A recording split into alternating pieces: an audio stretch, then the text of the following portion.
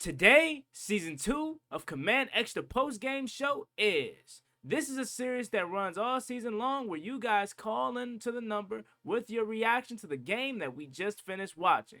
Let's go ahead and kick it off with you guys' reaction to the preseason opener versus the New York Jets. I feel blessed. What I want. Get back slow. I love the way she rock it. I love the way she move it, shake it on me. When she cry for him, the shawty is the winner. You can tell that shawty's low beginner. She's confident.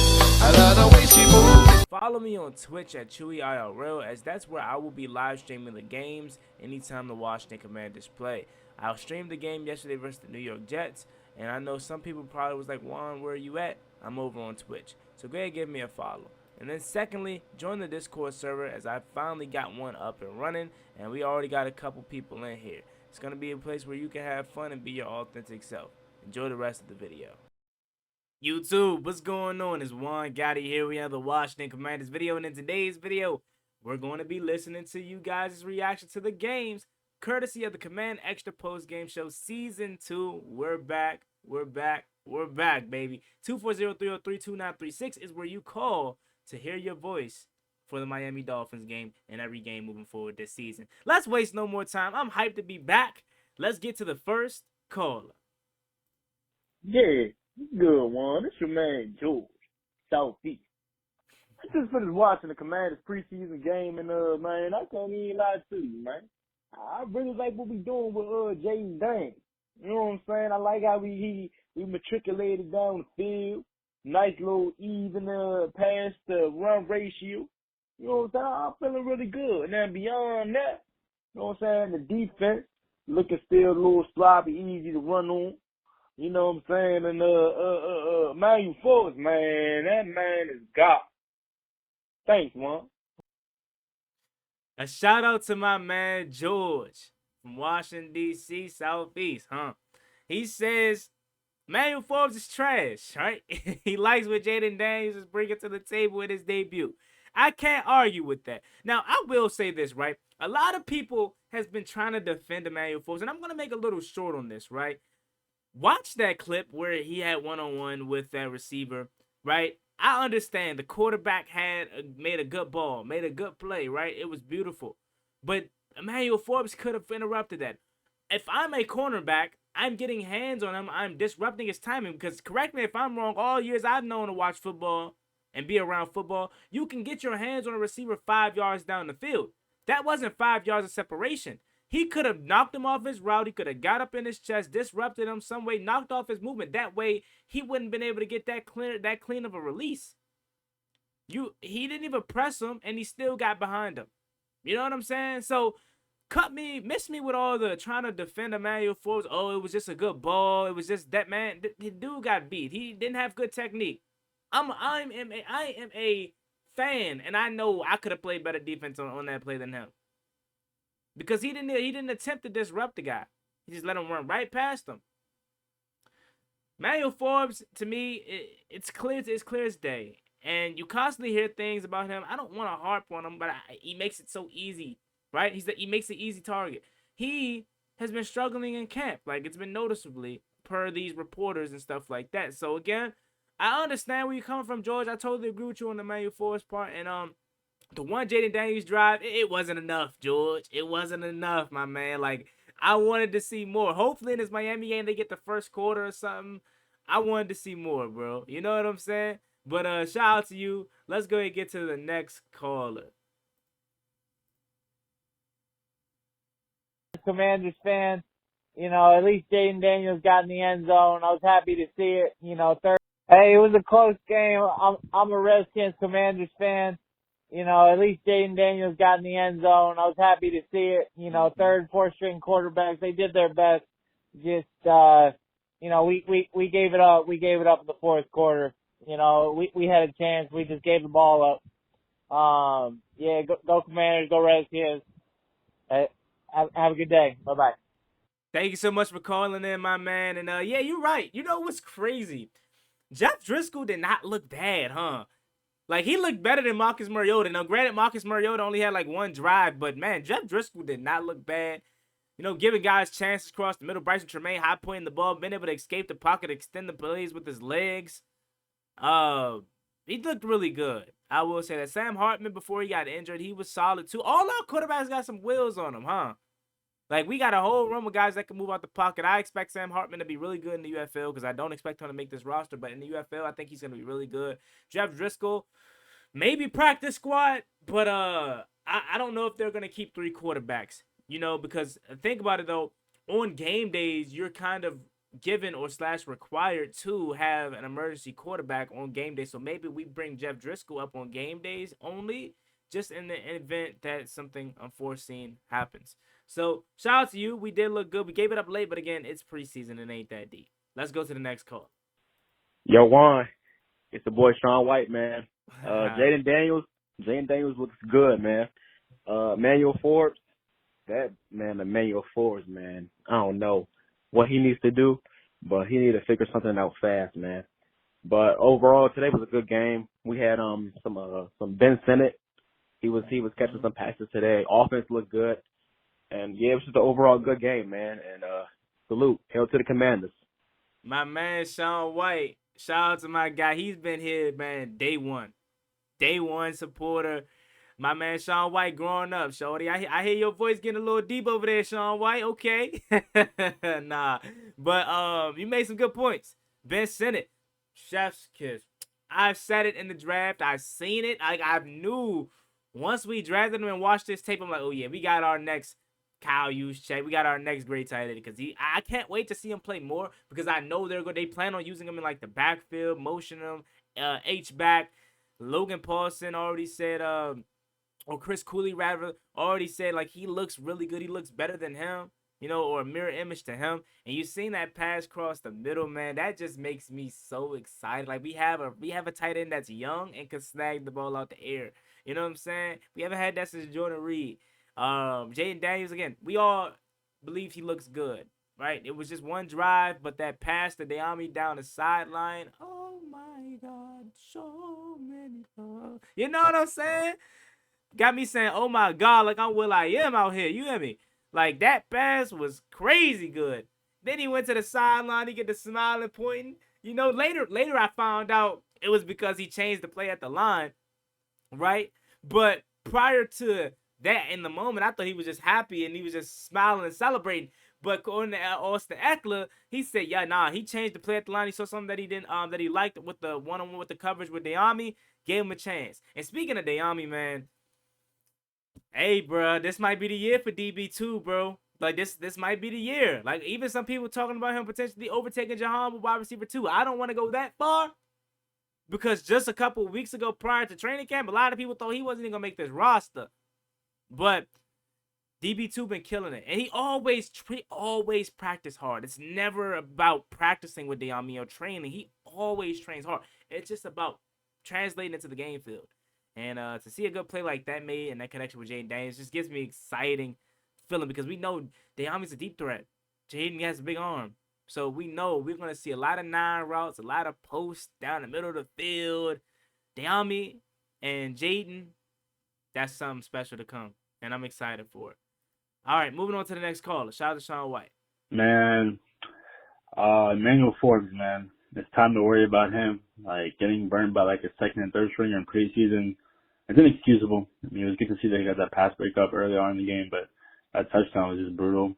Excited that Jayden Daniels, that read option touchdown was looking good, and that throw to Deami Brown on the sideline when he, like, changed the play, shows leadership as a rookie. Overall, it was a good game. Happy that Commanders football is back.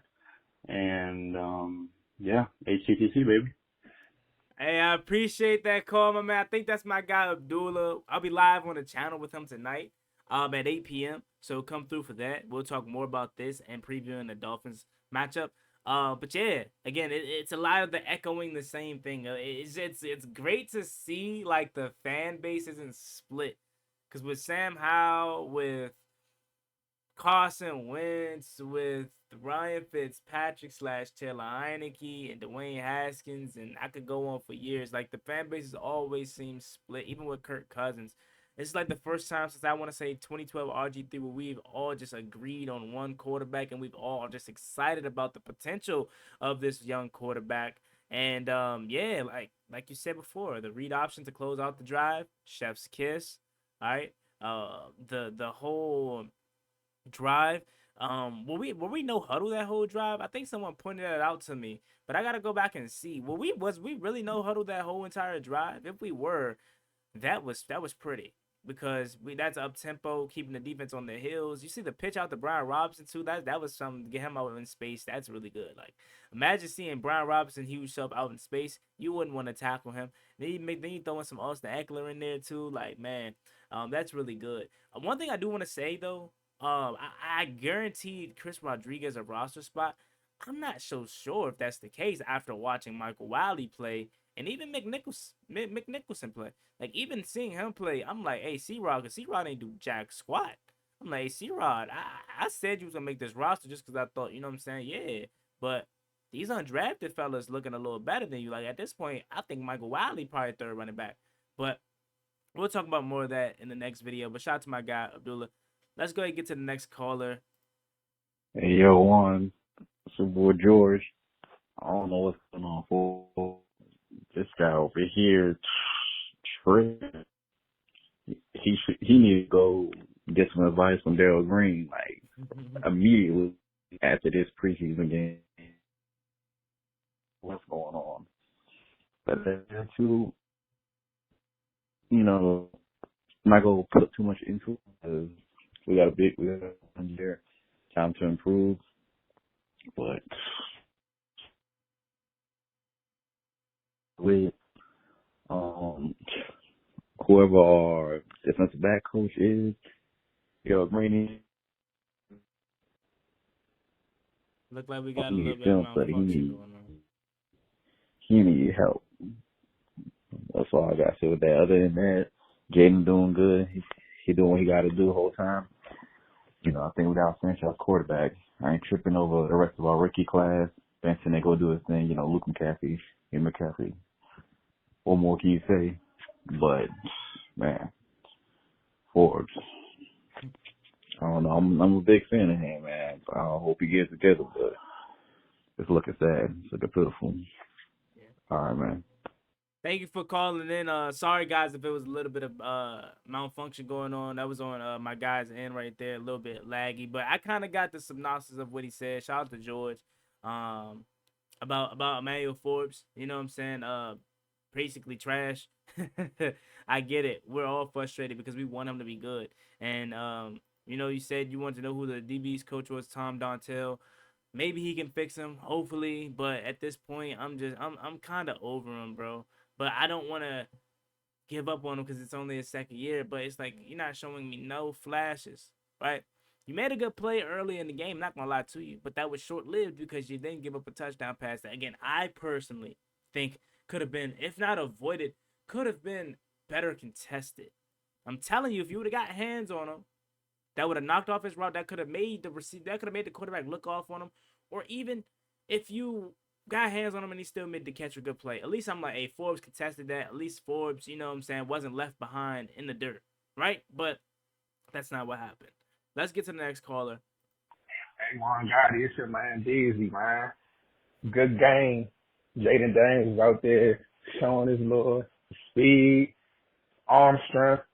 I liked the way he was in the pocket. He was calm, cool, and collective, dropping them dimes off. But as far as Emmanuel Forbes, man, we definitely made a mistake. We definitely should have drafted Christian Gonzalez, man. Ron Rivera fumbled that bad. But try and give him a chance, but he just hard to deal with, man. To me, it's not coaching. It's just him. His skill, he ain't got it. So with that being said, man, he trash. I don't think he should start. He should be on the practice squad, in my opinion. But other than that, everybody else looked good. Jayden looked good. The two other quarterbacks looked good. Mariota was out there showing he is vet. And that punter or the kicker, the field goal person, trash. He got to go. Definitely got to go. Hopefully, like you said, we find a kicker on the waiver wire because we need one bad. So other than that, man, good game. A lot to look forward to. Hail to the Commanders. Shout out to my guy. Nah, you right. The kicking situation is crazy, but Forbes with a practice squad, Slim, damn. You say my man not ain't good enough to be on the roster, shorty. He said he need to be on practice squad. Nah, but I get you though. Like I understand. That's why I'm kind of hoping. Like I'm trying to stay calm and trying to just believe that this coaching staff could turn him around. But I get you, fool. Like man, time. It's probably not coaching. It's literally just skill based. It's skill based matchmaking, bro. He's not good, bro, at this talent, at this level. But I'm hoping I come back. And I'm telling y'all, I say all this now about Emmanuel Forbes. If he is good, who's going to be the first one to get up here like a grown man and tell y'all, yeah, I was wrong? Me. I ain't ducking no smoke. Never been, never will. I make these videos because I say my opinion and how I feel. And if I'm wrong, I own up to it because no one's 100% from the field with takes. But right now, I'm looking a little Steph Curry-ish with this take right here. Everybody know we should have took Christian Gonzalez. This man, Ron Rivera, went 0 for 4 in first-round picks. 2020, Chase Young, trash. 2021, Jamin Davis, mid. 2022, Jahan Dawson, I don't know yet, but not looking good. But hopefully this year, he can, you know what I'm saying? Yeah. Forbes, trash. Like, 0 for 4, he's like 3 for 40 in draft picks in the whole 4 years of draft classes. Kid is trash. Ron Rivera set us back with this pick right here. Because if we had Gonzo right now, come on, man. We got our shutdown corner for the future. We got our quarterback of the future. Come on, like we got 2 key positions of the future locked down for the next couple years. But we got to deal with Forbes. Thank you for the call. Shout out to my guy, Jayden Daniels had a good game. I forgot what you said. Your name. Hey, what's good, one? It's Philip B. Hey. So, first thought was Forbes was trash after one good play.